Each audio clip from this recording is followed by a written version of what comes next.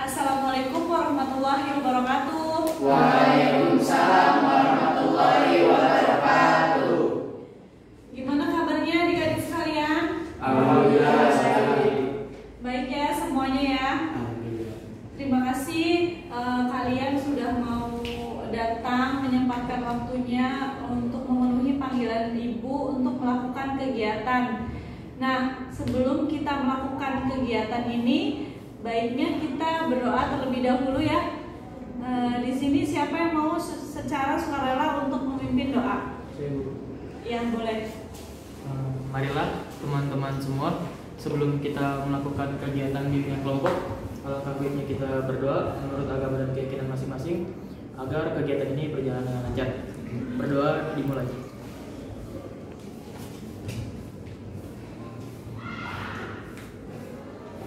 Berdoa selesai.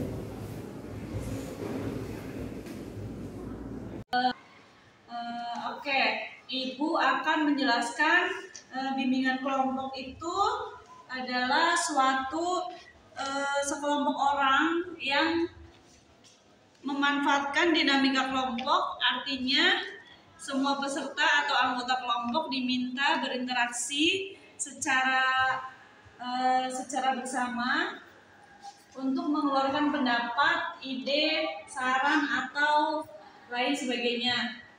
Nah, nantinya apa yang dibicarakan itu semuanya bermanfaat untuk diri peserta, anggota kelompok dan yang bersangkutan. Iya, jadi paham kan sekarang bimbingan kelompok itu apa? Paham. Nah, sekarang Ibu akan menjelaskan tujuan dari kita melakukan bimbingan kelompok. Yang pertama yaitu kalian mampu berbicara di depan orang banyak. Yang kedua, mampu mengeluarkan pendapat, ide, saran, atau gagasan, perasaan kepada orang banyak. Lalu yang ketiga yaitu belajar menghargai pendapat orang lain. Yang keempat yaitu bertanggung jawab atas pendapat yang dikemukakan. Lalu yang kelima, mampu mengendalikan diri dan menahan emosi, gejolak kejiwaan yang bersifat negatif. Lalu yang keenam, yaitu ada dapat bertenggang rasa. Yang ketujuh, menjadi akrab satu sama lain. Kalian bisa akrab satu sama lain ya, walaupun yang tadinya nggak kenal jadi kenal gitu. Lalu yang delapan, membahas masalah atau topik yang sekiranya dirasakan pada saat ini gitu. Nah, adapun cara pelaksanaannya yaitu yang pertama, masing-masing anggota kelompok diminta secara bebas dan sukarela berbicara, bertanya, mengeluarkan pendapat, ide, sikap, saran serta perasaan yang dirasakannya pada saat ini. Lalu yang kedua, mendengarkan dengan baik ketika teman kalian sedang berbicara. Lalu yang ketiga, mengikuti aturan yang ditetapkan oleh pemimpin kelompok, yaitu Ibu ya. Nah, di dalam bimbingan kelompok ini ada yang namanya asas. Asas itu kayak seperti ketentuan gitu ya. Yang pertama itu ada asas kesukarelaan. Ada yang tahu nggak asas kesukarelaan itu apa? Belum tahu ya? Belum. Oke, Ibu jelasin ya. Asas kesukarelaan itu sangat diperlukan suasana yang sukarela. Sukarela di sini bermaksud bahwa dalam pelaksanaan pelayanan bimbingan kelompok tidak adanya paksaan sama sekali. Jadi kalian itu diminta secara sukarela, datang ke sini juga secara sukarela, tidak ada paksaan dari Ibu gitu. Lalu yang kedua yaitu ada asas keterbukaan. Dalam pelaksanaan bimbingan kelompok sangat diperlukan suasana keterbukaan, baik keterbukaan dari pemimpin kelompok maupun keterbukaan dari kalian anggota kelompok. Keterbukaan ini tidak hanya sekedar bersedia menerima saran-saran dari orang lain, tetapi juga diharapkan masing-masing pihak anggota kelompok saling membuka diri untuk kepentingan pemecahan masalah seperti itu. Lalu yang ketiga yaitu ada asas kerahasiaan. Asas kerahasiaan yaitu sesuatu yang dibicarakan antara kalian anggota kelompok dengan pemimpin kelompok tidak boleh disampaikan di luar kegiatan kita selain kita gitu. Jadi di situ ditanamkan namanya asas kerahasiaan. Lalu yang keempat ada asas kenormatifan, yaitu tidak boleh yang namanya bertentangan dengan norma-norma yang berlaku, baik ditinjau dari norma agama, norma adat, norma hukum negara, norma ilmu maupun kebiasaan sehari-hari. Asas kenormatifan ini diterapkan terhadap isi maupun proses pelayanan bimbingan kelompok ini. Ya Bu. Jadi asas kesukarelaan itu kegiatan ya Bu? Iya betul. Sampai di sini sudah sedikit paham belum? Sudah Bu, paham. Paham ya. Nah sekarang kita, kalian pernah mendengar tidak pepatah yang mengatakan tak kenal maka tak sayang? Pernah. Sering ya. Sering banget Bu. Iya, jadi kita harus kenalan dulu nih biar kita saling menyayangi satu sama lain. Nanti perkenalannya itu dari sebelah kanan ibu nanti menyebutkan nama, lalu sebelah kanannya lagi menyebutkan nama temannya yang sebelumnya. Seperti itu terus sampai ketemu di sini. Yang terakhir. Iya. Gitu. Paham nggak? Paham. Oke, kita mulai ya. Dari ibu dulu pertama. Oke, perkenalkan nama Ibu Dian Puspita Dewi. Ibu mahasiswi dari Unindra, yaitu Universitas Indra Prasta PGRI. Dilanjutin dengan sebelah kanan Ibu. Perkenalkan nama saya Ana. Saya Aulia. Ana Aulia Dian. Ana Aulia Dian Olive. Ana Aulia Dian Olive Audia. Ana Aulia Dian Olive Audia Rahmi. Ana Aulia Dian Olive Audia Rahmi Vila. Ana Aulia Dian Olive Audia Rahmi Vila Rahmat. Ana Aulia Dian Olive Audia Rahmi Vila Rahmat. Saya ada. 3. Ana Aulia Dian Olive Audia Rahmi Vila Rahmat Adam dan saya Edgar. Ana Aulia Dian Olive Audia Rahmi Vila Rahmat Adam Edgar Tantan. Sekarang kalian sudah saling mengenal satu sama lain ya, berarti ya? Ya. Oke, Ibu ulang kembali, ingatkan kembali ya, yang namanya bimbingan kelompok itu yaitu suatu kegiatan yang dilakukan oleh sekelompok orang yang memanfaatkan dinamika kelompok. Di situ anggota kelompok diminta untuk saling berinteraksi satu sama lain dan diminta untuk mengeluarkan pendapat, menanggapi, memberi saran dan lain sebagainya. Apa yang dibicarakan itu kesemuanya bermanfaat untuk diri peserta atau anggota kelompok yang bersangkutan dan anggota lainnya. Oke, langkah selanjutnya, apa sudah pada siap semuanya? Siap. Kira-kira kita akan membahas apa ya?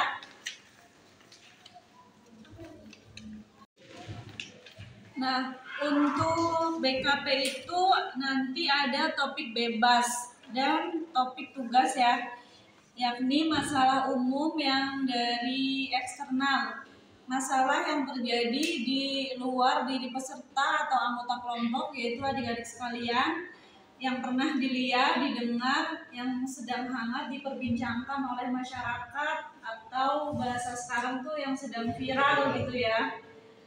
Dan nanti untuk topik bebas itu topik atau masalah yang muncul atau dikemukakan secara bebas oleh anggota kelompok yaitu kalian, dan kelompok yang membahas topik bebas itu disebut namanya kelompok bebas. Nah, sedangkan topik tugas yaitu topik atau masalah yang datangnya dari pembimbing kelompok yang ditugaskan kepada para anggota kelompok, yaitu untuk membahasnya, dan kelompok yang membahas topik tugas disebut kelompok tugas. Sampai di sini paham? Oke, jadi hari ini kita akan membahas topik bebas ya adik-adik ya? Baik, siapa dari kalian yang ingin mengemukakan topik bebas atau masalah yang sedang viral saat ini secara sukarela? Saya Ya, boleh? masalah narkoba. Ya, bisa.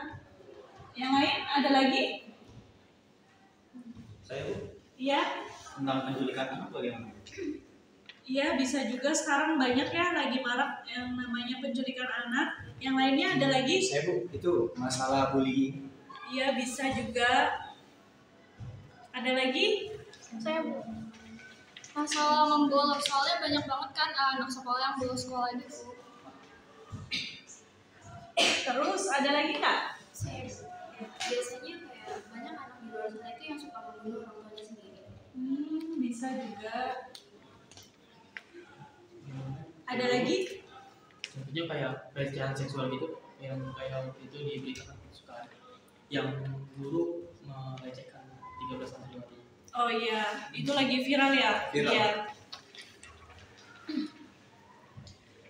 Baik, semua adik-adik, ada lagi nggak yang mau menyampaikan masalah atau topik bebas? Saya Bu, Iya? kenakalan remaja.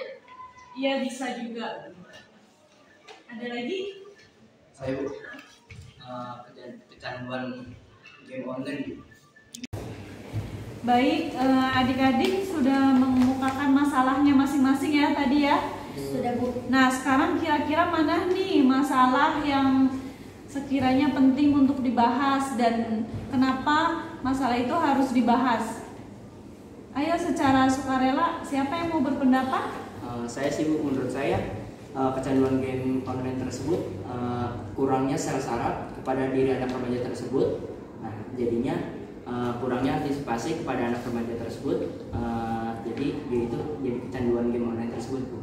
Iya, lalu ada lagi nggak? Saya Bu, sama kayak teman saya tadi tentang game online, karena kan kalau remaja itu kebiasaan main game online kebanyakan bosan gitu ya, melakukan kegiatan, jadi mereka kebanyakan menghabiskan waktu dengan game online, jadi merasa terhibur gitu Bu. Saya Bu, menurut saya game online sih Bu, karena kecanduan game online itu memberikan dampak yang negatif bagi para remaja yang Ayo fokus. menurut saya game online sih Bu, karena kecanduan game online itu memberikan dampak yang negatif bagi para remaja yang mengalaminya. Oh iya, bisa. Lalu ada lagi nggak dari kalian? Menurut saya kecanduan game online itu Bu, dengan banyaknya game online yang telah menyebar pesat ke seluruh dunia, maka disinilah jadi pemicu banyaknya remaja yang mulai tertarik untuk bermain game online. Iya, betul sekali ya. Ada lagi nggak kira-kira? Saya Bu. Kalau menurut saya penculikan anak, soalnya banyak banget ada perdagangan anak gitu kan. Anak-anak tuh diculik terus dijual gitu harganya. Iya, serem ya. Anak-anak dijual, organnya dijual. Bincang. Ada lagi nggak? Menurut saya narkoba itu sangat penting, perlu dibahas. Oh iya, betul. Kira-kira kenapa ya harus penting dibahas itu, kenapa narkoba? Karena banyak juga dampak negatifnya dari pengguna-pengguna narkoba tersebut. Saya juga sependapat sih Bu kalau misalnya kita bahas narkoba, karena narkoba tuh nggak kenal jenis sama usia. Dia bisa aja ngalamin kecanduan kalau udah nyicipin zat bahaya itu sendiri. Jadi saya setuju kalau misalnya kita bahas narkoba. Oke, ada yang lain? Siapa lagi?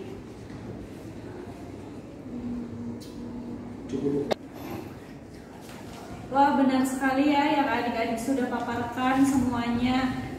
Berhubung dari kalian lebih banyak yang membahas kecanduan game online. Jadi kita bahas kecanduan game online terlebih dahulu ya. Gimana? Setuju? Setuju. Oke. Nah, mengapa sih pentingnya perlu dibahas? Karena game online itu merupakan jenis situs yang menyediakan berbagai jenis permainan yang melibatkan berbagai orang pengguna internet di berbagai tempat yang berada untuk saling terhubung di waktu yang sama. Hal ini memungkinkan para pemain mendapat kesempatan untuk bermain bersama-sama, berinteraksi dan berpetualang serta membentuk komunitasnya.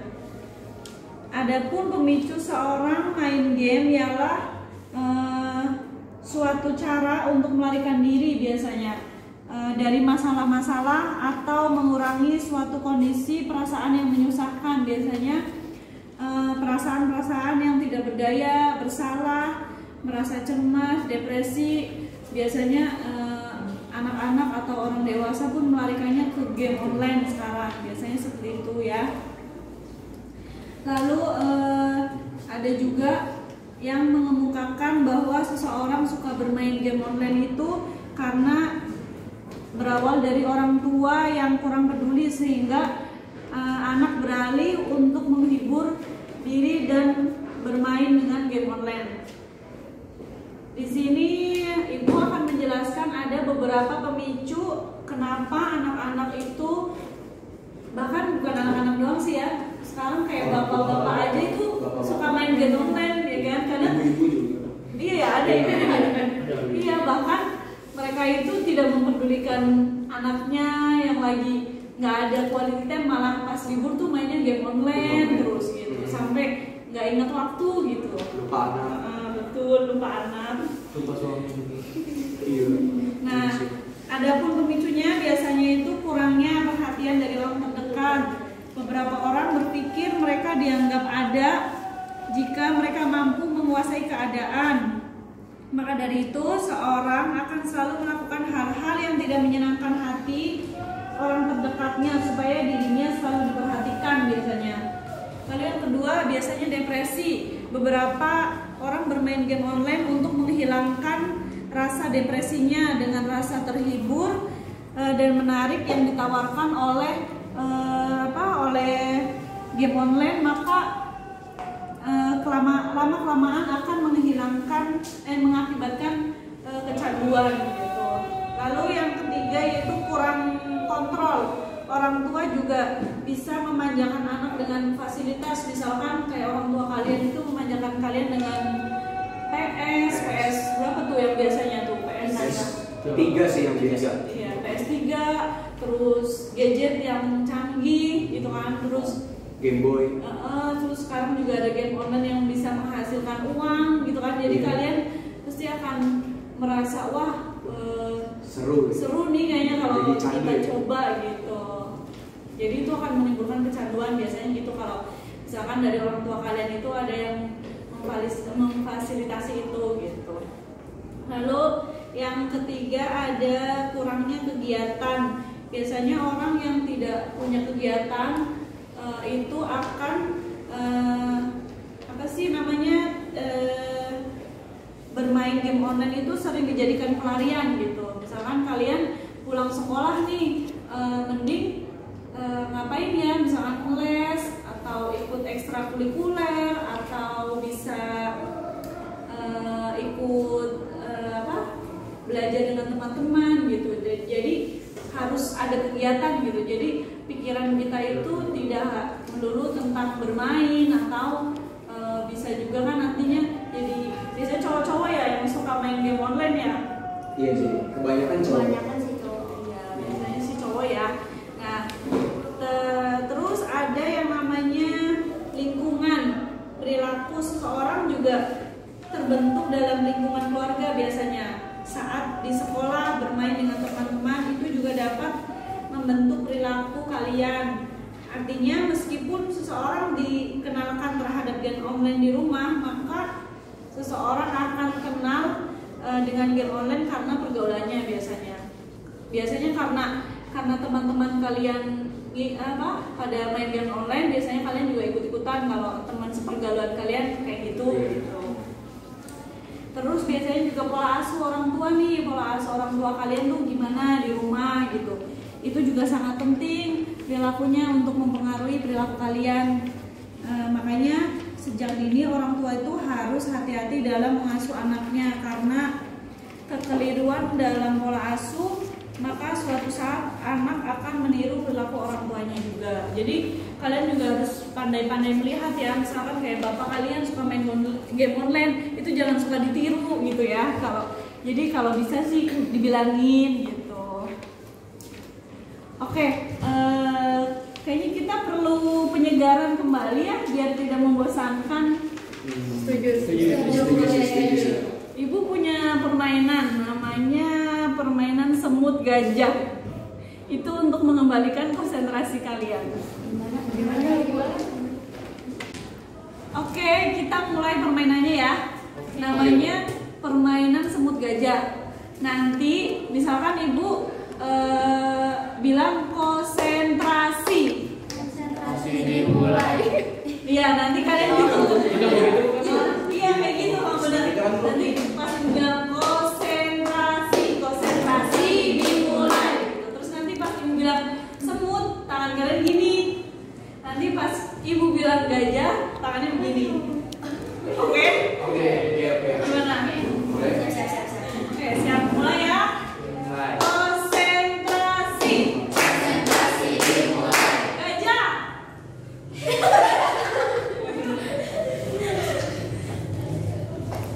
Konsentrasi semut. Oke, fokus ya, berarti masih pada fokus lagi. Konsentrasi dimulai. semut.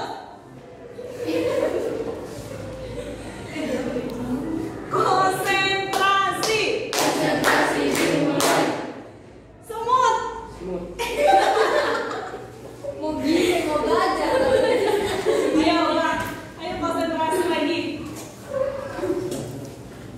Konsentrasi dimulai. gajah. Tangannya. Oke, mulai lagi. Konsentrasi dimulai. gajah.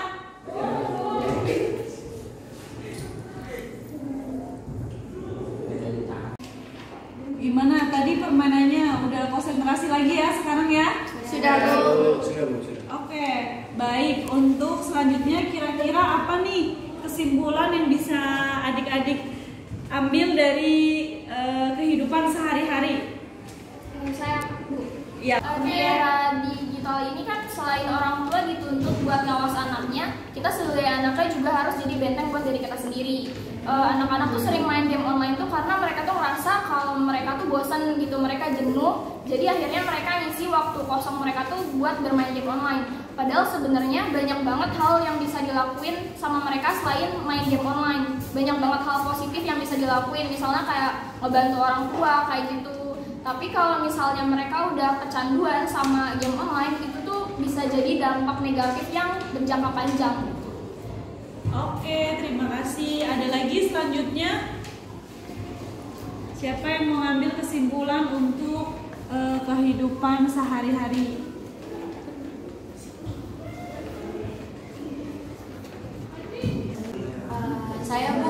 Saya berpikir dalam menegaskan game online itu, game online kan dapat diartikan sebagai candu. Nah, game online ini juga dapat mempengaruhi perkembangan pertemanan. Jadi game online ini bisa ngeganti jaringan pertemanan itu kayak Facebook, terus Instagram dan lain-lain. Terus juga game dalam bahasa Indonesia kan artinya permainan. Nah, game juga diciptakan untuk salah satu sarana hiburan bagi masyarakat. Itu aja sih, Bu. Oke, terima kasih ya yang sudah mau menarik kesimpulan dari pembahasan kita yang tadi mengenai kecanduan game online. Ada lagi nggak yang mau berpendapat? Saya, Bu. Iya, boleh. Saya merasa bimbingan kelompok seperti ini akan saling mendukung dan bekerja sama untuk tidak bermain game online dan mengurangi game online. Iya, betul. Ada lagi? Saya saya menjadi guru BK, saya harus menciptakan rasa nyaman bagi seluruh siswanya, atau bisa disebut dengan solidaritas yang tinggi. Oh iya. Terus?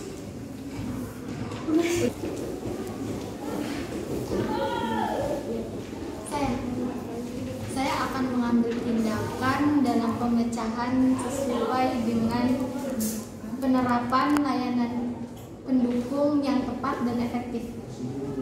Iya, bagus sekali ya. Saya bertanggung jawab dan bersungguh-sungguh dan segera menerapkan kegiatan tersebut dalam kegiatan sehari-hari. Anak-anak, jadi kita sudah membahas tentang dampak kecanduan game online ya. Sepertinya waktu pertemuan kita akan segera berakhir, maka akan berakhir pula kegiatan kita pada hari ini. Nah, selanjutnya bagaimana kesan dan pesan dari adik-adik sekalian selama mengikuti kegiatan bimbingan kelompok ini? Gimana? Perasaan kalian gimana? Kalau dari saya pribadi, saya senang karena yang saya tidak tahu menjadi tahu, dan yang saya kurang paham saya bisa menjadi paham. Dari hubungan sosial tersebut kan hubungan sosial itu kan adanya interaksi antara membutuhkan satu sama lain. Kayak kita interaksi dari tadi, kita udah interaksi satu sama lain terus kan.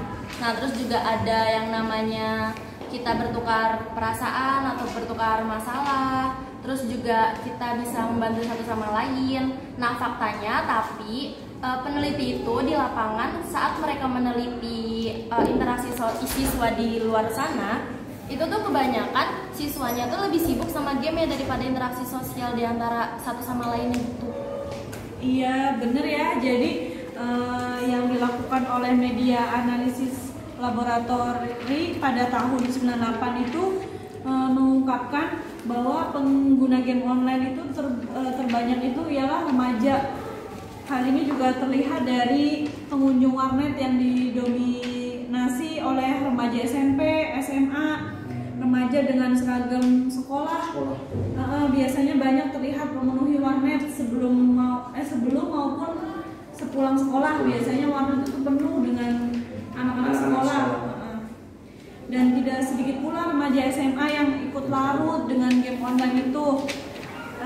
Terus biasanya bahkan rela menghabiskan uang jajannya yang dikasih orang tuanya demi bisa menghabiskan sebagian besar waktunya untuk bermain game dan tidak menghiraukan aktivitas lain yang penting seperti pulang sekolah yang harusnya pulang dulu, makan, ganti baju, tapi malah mampir ke warnet untuk game online gitu. Terus dia asik aja tuh game online biasanya gitu. Nah, untuk penanganan adiksi internet biasanya ada beberapa penanganan, yaitu yang pertama itu mengurangi waktu bermain game, yang kedua membuat jadwal pembagian waktu antara bermain game dan kewajibannya, lalu yang ketiga memberikan dukungan sosial melalui orang atau teman bermain, lalu yang keempat terlibat langsung dengan pemain game sehingga sejauh mana efek ketergantungan terjadi dan menjalin komunikasi yang baik agar tercipta suasana nyaman dan berada dalam kontrol yang baik. Seperti itu. Gimana sampai di sini paham? Paham. Nah, baik, selanjutnya minggu depan kita akan membahas topik bebas yang tadi belum sempat kita bahas ya. Tadi sepertinya selain kecanduan game online paling banyak tuh kecanduan narkoba ya tadi ya. Nah, nanti minggu depan kita akan bahas tentang pengguna atau kecanduan narkoba itu ya.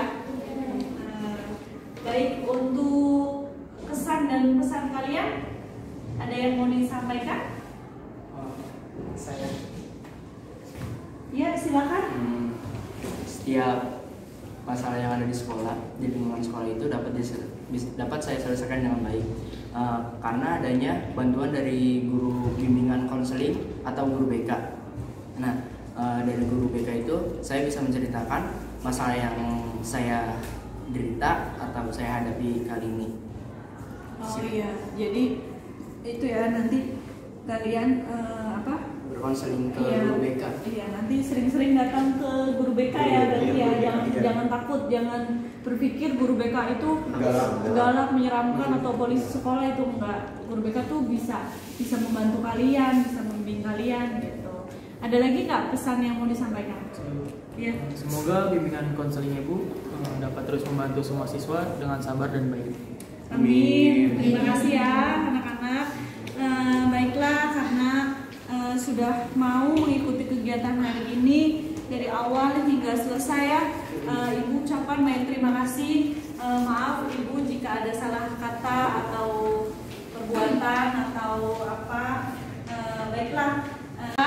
Berhubung kita tadi memulai kegiatan dengan berdoa, maka kita akhiri pula dengan berdoa ya. Di sini ada nggak yang mau secara sukarela untuk memimpin doa lagi? Siapa? Iya boleh. Baiklah teman-teman semua, sebelum kita mengakhiri kegiatan ini, alangkah baiknya kita berdoa menurut agama dan keyakinan masing-masing. Berdoa dimulai.